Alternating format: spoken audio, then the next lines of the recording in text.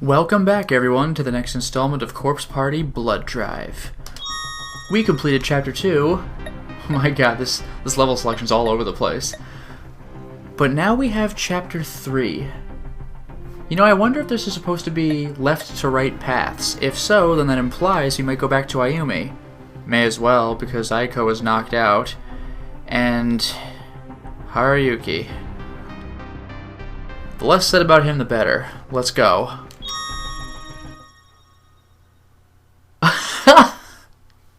Wow, okay. Pain. Now we get the pain. It hasn't happened at all yet. Now it's gonna happen. Corpse Party. Pain. Let's do it.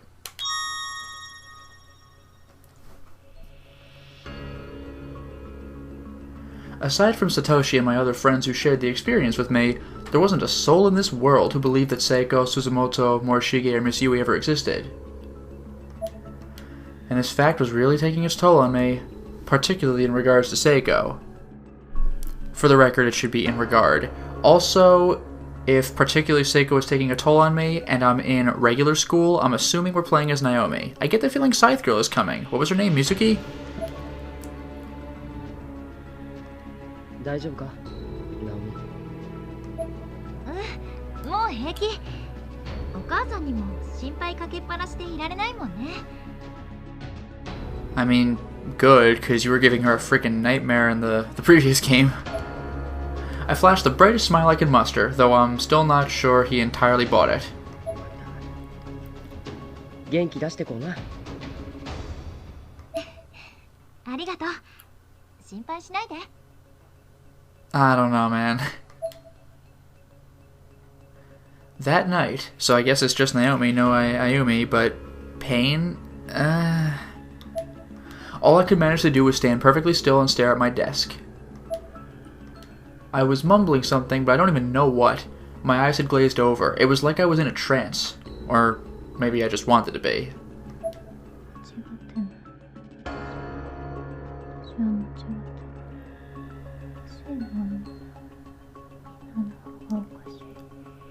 I love how that sounds like the craziest thing you've ever heard, and it's 100% true. Well, everyone else is not crazy, but, you know. Also, that face.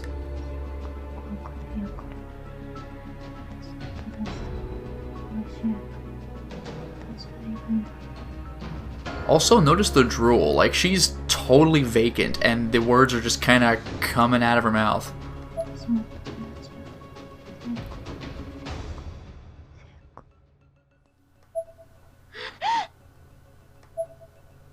I didn't even realize I'd actually started writing. I was at my desk now, writing words into a notebook.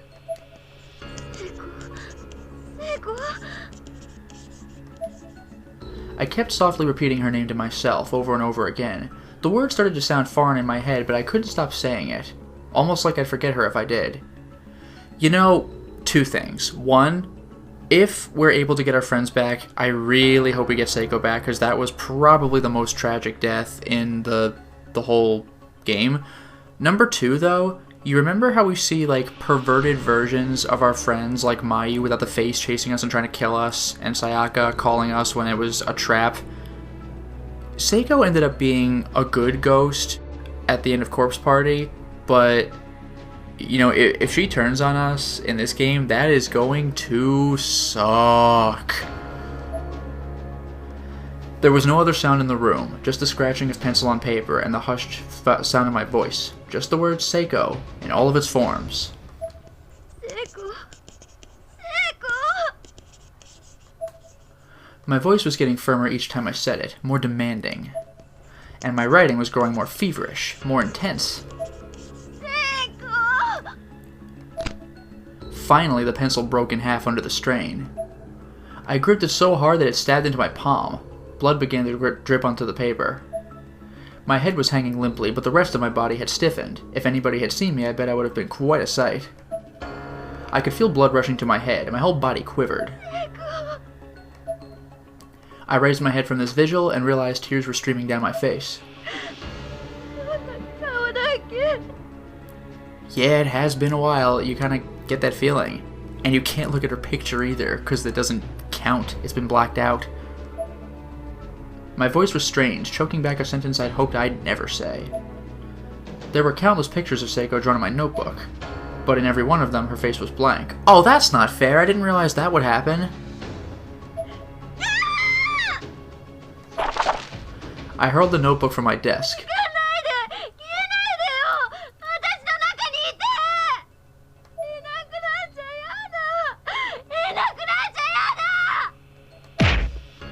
I slammed my hands on the desk with all my might and screamed as loud as my present constitution would allow. I opened up the photo album on my phone. There was this nagging sensation in the back of my head that I'd overlooked something. What, her texts?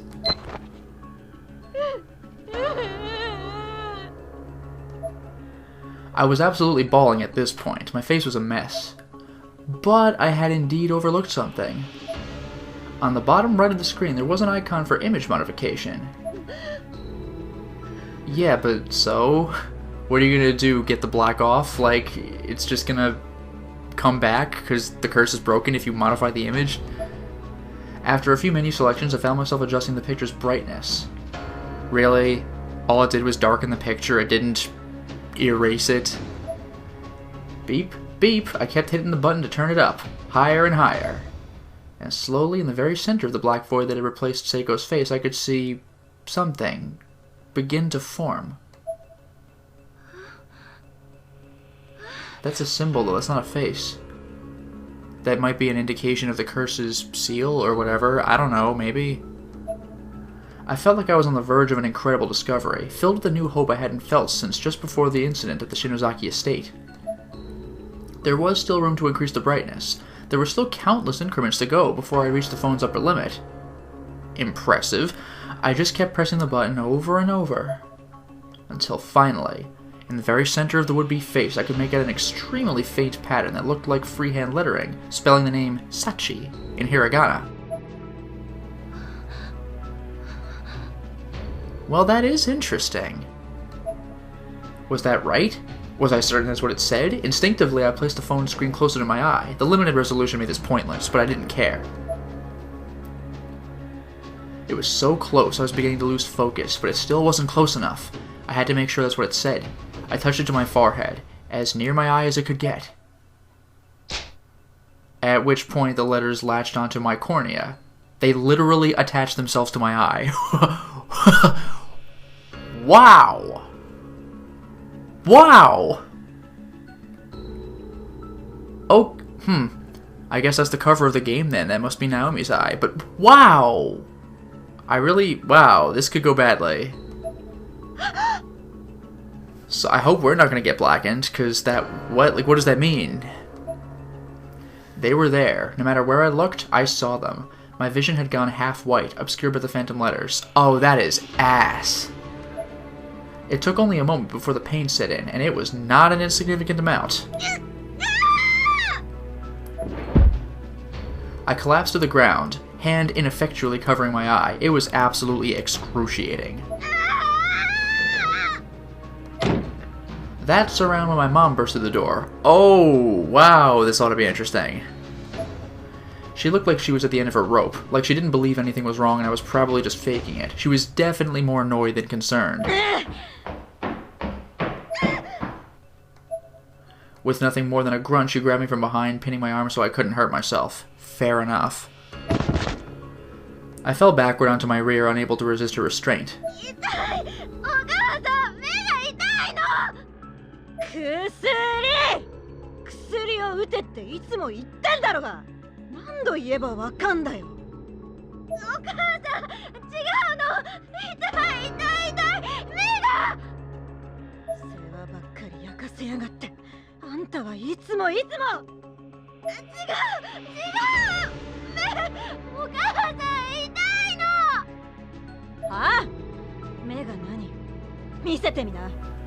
Okay, just don't look too closely, apparently. That's it, the cover. Also, that looks rough. My left eye was glazed over with tears and had gone as bloodshot as an eye can get. And right on the cornea, white blister-like bulges were beginning to form, spelling out Sachi. There was no way my mom could ignore or dismiss that. She quickly stepped back in shock. Finally, acknowledgement. Her breathing had quickened, but she didn't say a thing. She just left the room. Yeah, I don't know. Like, how do you respond to that? Like, I couldn't have done it to her myself, even though I kinda did. It was too late. She was gone. Halfway across the house by the time I called out. Damn, she must have flown out of the room.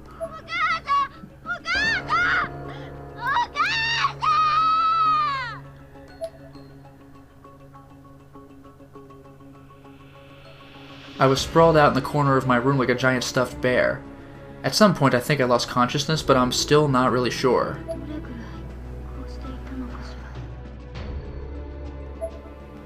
I was starting to feel a little less tense, a little more relaxed.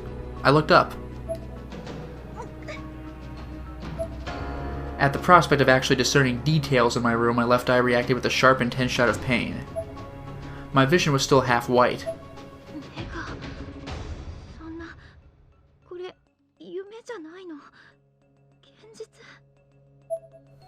I could feel the pain with every pulse, in every part of my body. It was almost unbearable. And yet... That is a very good question. She'd run out of the room in shock and obviously had been gone for quite some time. As sick as she was of me, I couldn't imagine she'd leave me to suffer without doing anything. I opened my bedroom door and slowly crept downstairs. I could hear a sound coming from the kitchen. A very specific, very peculiar sound repeating at regular intervals. I have a guess. It's dark, but I'll see where this goes. I did my best to sneak over to the doorway and peek in undetected. My mom sharpening a kitchen knife.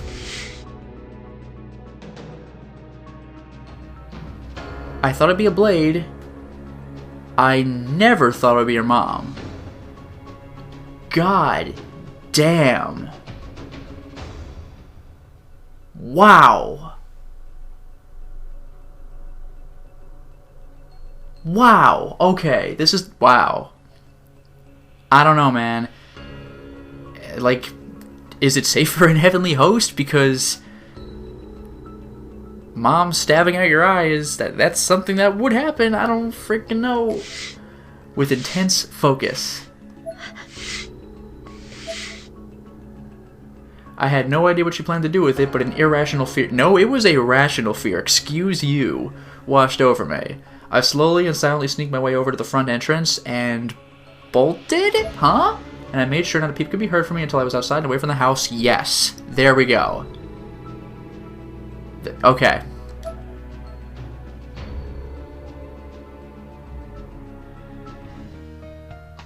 What the hell is with this music? Okay, he's hitting up Yoshiki. Well, wow. That was a freaking whiplash right there. Oh. It was a new morning, bright and early. Satoshi called out to me, where Yoshiki now, like I was 12 or something. Yeah, I hope we can get back to Ayumi, because that last encounter with her was just depressing. I've been in this old, cheap, run-down 2-story apartment building for a long time now. It may not have been much to look at, but I felt it had a certain charm. Satoshi was cradling a school bag in his arms as he waited for me in front of my room on the ground floor. On mornings when he wasn't waylaid by Yuka, he would always drop by and invite me to walk to school with him. Originally, he was doing it for my own good, as I'd been known to ditch school a lot, and he figured a friendly offer like his might get my attendance up a little. Admittedly, it worked. I finally made my entrance, or my exit, I suppose. And I'm pretty sure Satoshi must have been really confused, as I had on my shoulders one hell of a backpack, boasting a full-on survival kit, provisions, the works. Yep, Satoshi was confused alright.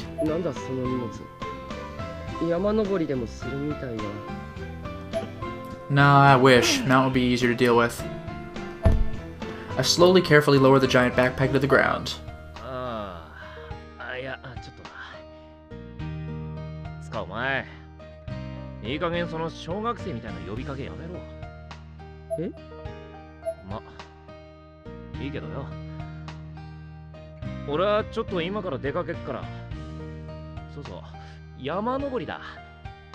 悪いけど今日は俺休みってことで頼むわ。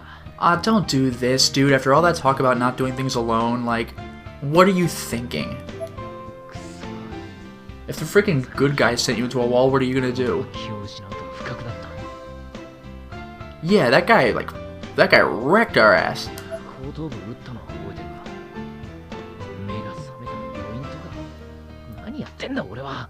Wow. Dude, no, seriously, like, if you can't take that guy, who's not a bad guy, then I don't know about Heavenly Host. I mean, you don't know about Scythe Girl, but Scythe Girl's gonna be there. It'll be terrible.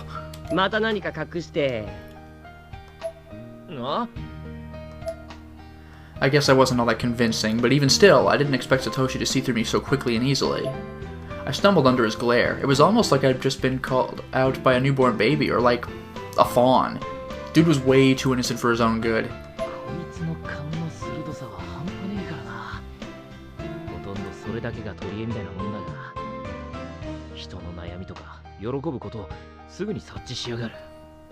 Yeah, so you know what'd be good? If he could empathize with us and help us get over our problems.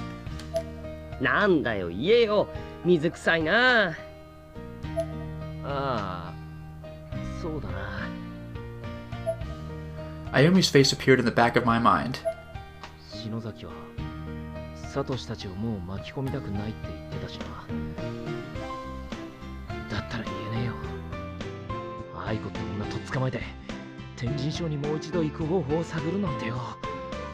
Oh, for God's sake, she also didn't want us to get involved. Damn it, Yoshiki. Jeez. What? Damn, he was on today.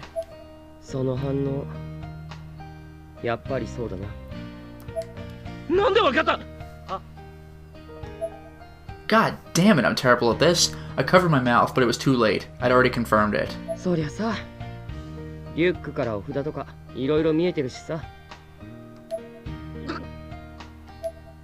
I did have a lot of talismans with me. I'd bought them at the convenience store and didn't exactly pack smartly enough to hide them. I certainly wasn't going to win any awards for stealth.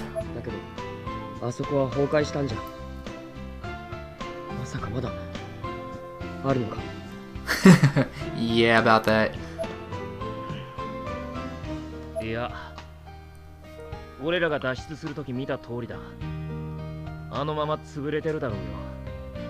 Damn it, Yoshiki, you're terrible at this.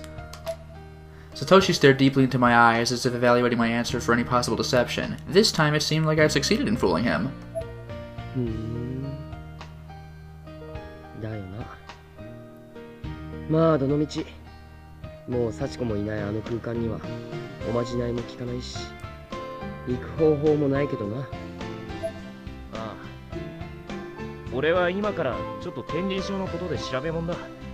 With the backpack.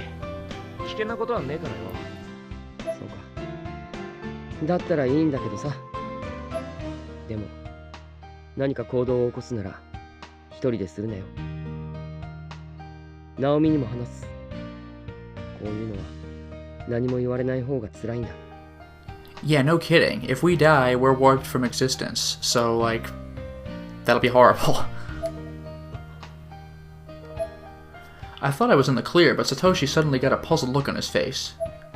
He reached over to my backpack and pulled out one of the talismans I had lazily stuck in the front pouch. He was looking it over like an appraiser or something. Why wouldn't he just leave me alone?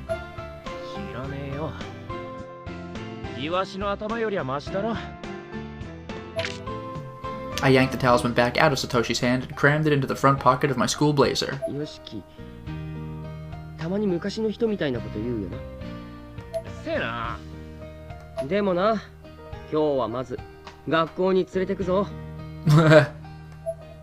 With this, Satoshi grabbed my sleeve.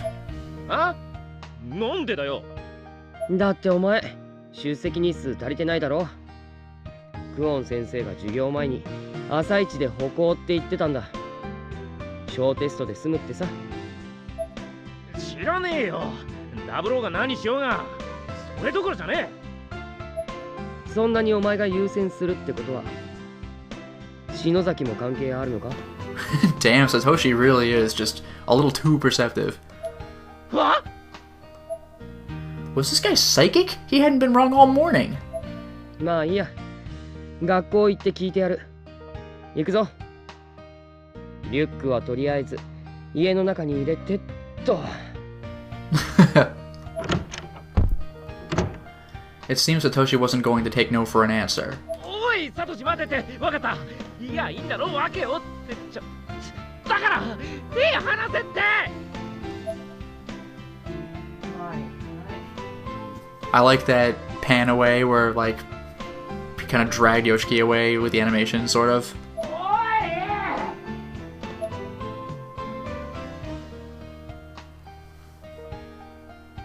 And now we are... サトシくん、 Okay. 岸沼くん、おはよう。 It had the original spawns here for a second. I was like, Ayumi, what? おはようございます。あたった15分の小テストで単位をつけてあげるんだから頑張ってよね、岸沼くん。あ、よしきには説明してあります。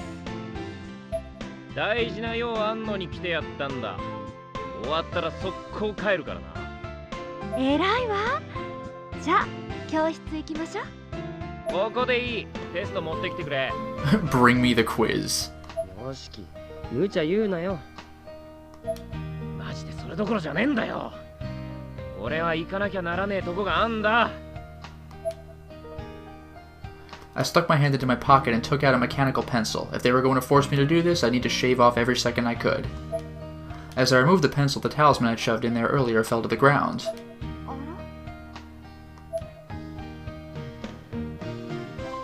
早くあのレーグマニアを探し出さねえと。篠崎が。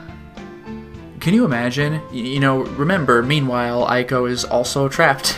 we are screwed unless Mizuki comes to us because she feels like it. レーグマニア。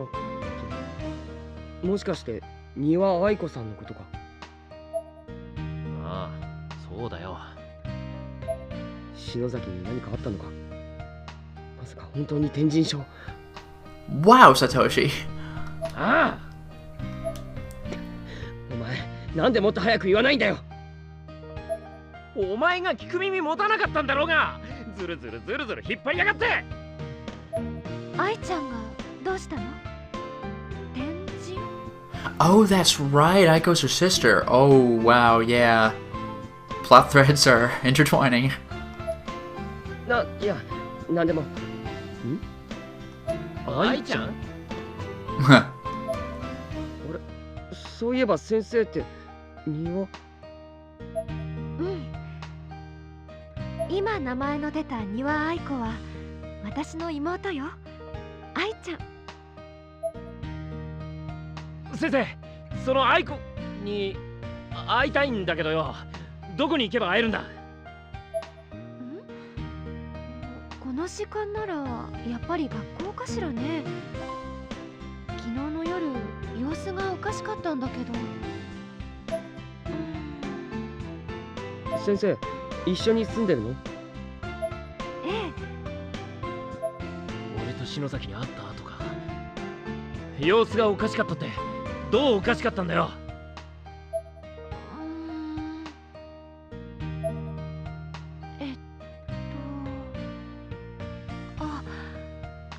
私あなたのこと喋ったかも。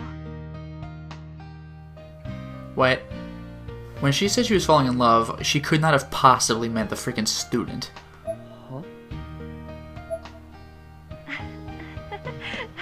やだわ。ああ、他にはねえの？そうね、思い出してきたわ。何か小さな石を2個大事そうに持っていたわ。それだ。あいつもう一組持ってやがったんだな。だがこれはチャンスだぜ。先生、愛子は今日も確かに学校に行ったのか？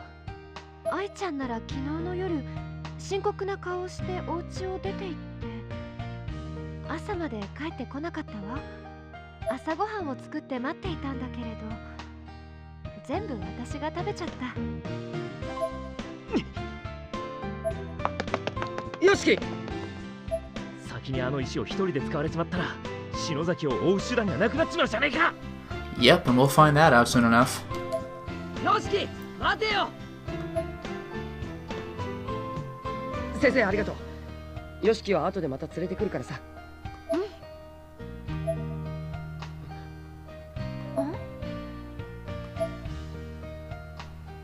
As Satoshi turned to leave, he caught a glimpse of Nakashima, standing on the school roof on the wrong side of the guardrail looking tired and worn.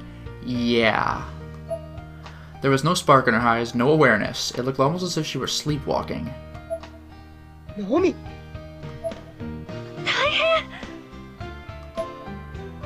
Wow, boy. Which way does Satoshi go?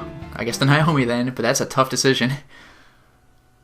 I guess he doesn't know quite as much of what Yoshiki is doing, and Naomi's clearly in more danger immediately.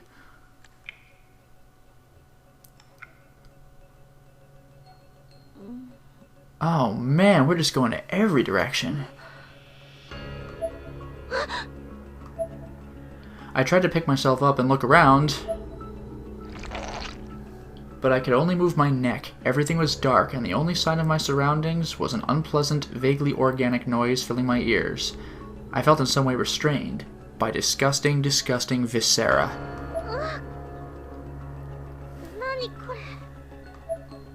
As my eyes adjusted to the dim light of the room, I could see that I was blanketed by red flesh. It was as if the floor had come to life and was absorbing me into its collective.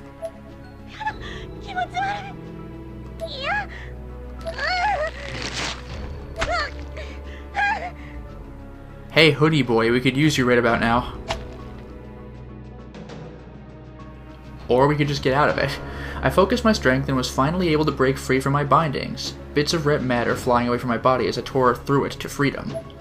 I was absolutely soaked, however, with a strange viscous fluid, and chunks of meat were clinging fast to my skin and clothes. Ew. The blanket of flesh on the ground was now bubbling out a murky red liquid from all the spots I'd torn in my escape, as violently as if a faucet had been turned to full.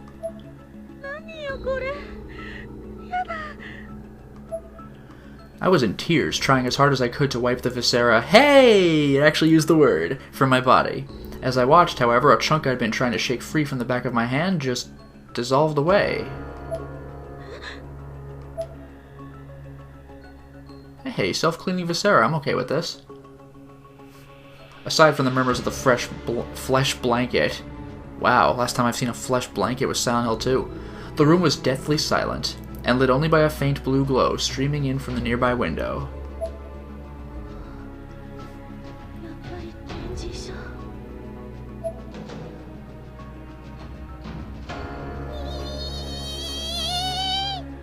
Bad.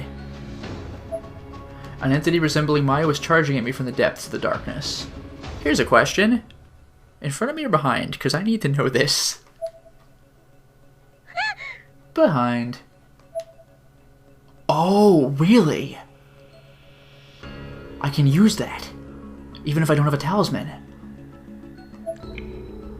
It was all in my head. Oh, damn it. Alright. It was all in my head. A flashback. She wasn't after me now, but she definitely had been. Speaking of talismans, by the way, I discovered off camera that either Aiko or Haruyuki could use talismans automatically. It's just that the guy was the one with the strength to pull the board out, so it looks like items are shared.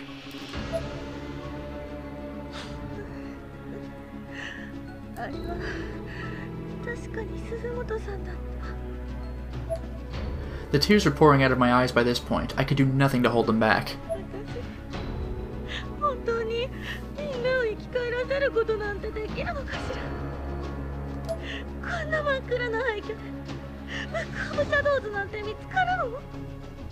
I would imagine finding the Book of Shadows would be the easier part. Bringing them back, you had your chance. Didn't go over so well.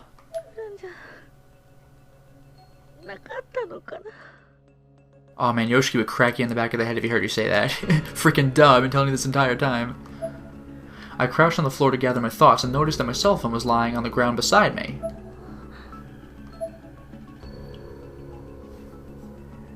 And that wasn't all. A circular design was carved into the floor, perfectly round, as if traced by compass. with the fleshy goo I'd been trapped in more or less centered inside. 何こ Actually, come to think of it, れさっき確か大きなお化けが斧みたいなものを振り回して I checked myself over for injuries. There were none, or at least none caused by an axe. 私どうして助かったのかしら Very good question. Gah, guess I must have skinned my knee when I tripped. If memory serves, and if the floor plan hasn't changed too much, the infirmary should be right here. I don't have very good memories of the infirmary, I'm sorry. Maybe I could catch my breath there for a minute. I wonder if we get the same creepy infirmary music. Let's find out. Also, if memory serves, there was a candle in here. Hey! Different location, but it's in the room. Wait, that's not a candle, that's an anti-darkening statue, isn't it? The hard wooden clops of my footsteps gave way to a softer, squishier series of plops. Taken aback by the sudden change, I looked down, terrified at what I might be walking in. As I feared, whatever it was looked awfully biological. Huge swaths of the floor were coated in what looked like internal organs, moving and swaying and pulsing in a sick rhythm. さっきから気持ち悪いなこれ何なの I raised my foot and found a seaweed-like substance that closely resembled a network of blood vessels stuck to the bottom of my shoe. That is disgusting. 以前の天神症にはこんなのなかったこれって何か気持ち悪いものに侵食されてるみたい I am curious about how bad this school's gonna get. I can move. Alright. Well, now that we actually have a little bit of gameplay, I'd say it's time to stop the installment. Well, we certainly made a lot of progress today, didn't we? We took a look at the beginning of Chapter 3, and whoa, everything sucks. Naomi's mom might have finally lost it. I think she wanted to cut out her eye. Now here's what I'm wondering. Why? Why? Does she recognize the symbol? Because that's a weird reaction. I know we've been making her stressed, but that's weird. I don't know, but that's freaking terrifying. Terrifying. Meanwhile, Yoshiki has to look for Ayumi, and he runs off. Satoshi has to go run to Naomi, who's on the freaking roof of the school. Aiko's missing. Ayumi's just kind of hanging out in Heavenly Host, alive for some reason, in the infirmary. So much is going on. This is a freaking disaster. Until next time, everyone.